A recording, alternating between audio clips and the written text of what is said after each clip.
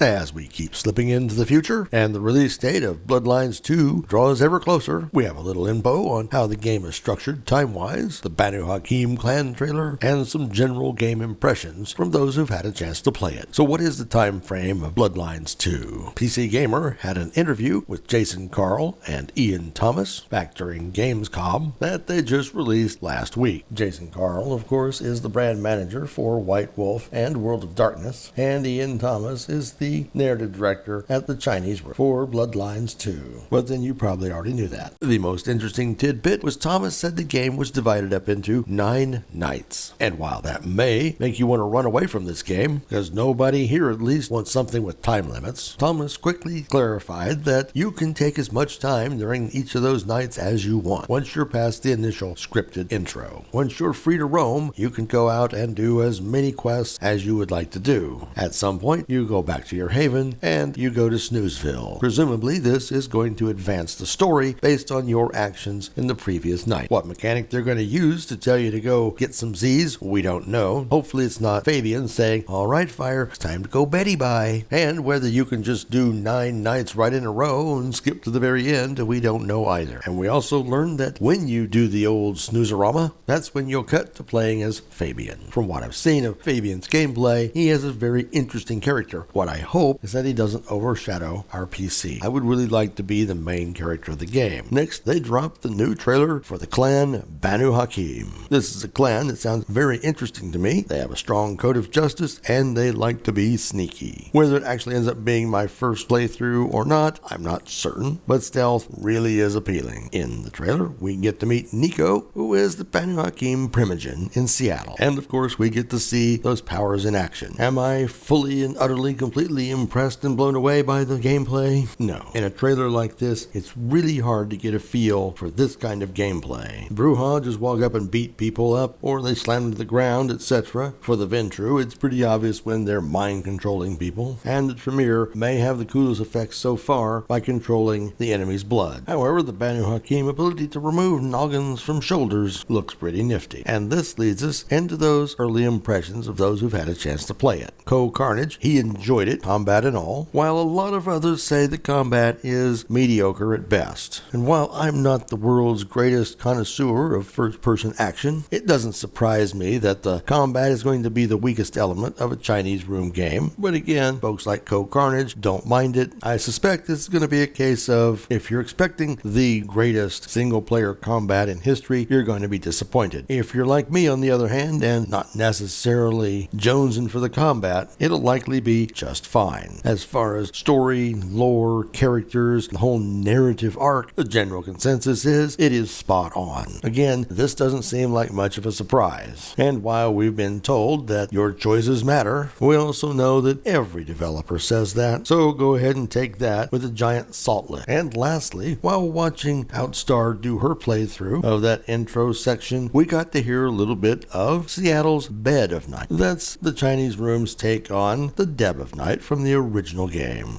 I really wish I liked it more. You can certainly tell what they're going for, that same vibe as the original. It just never quite makes it. If you've never played the original, now get out there and do it right quick. This won't mean a whole lot. Anyway, what's coming up next on October 1st?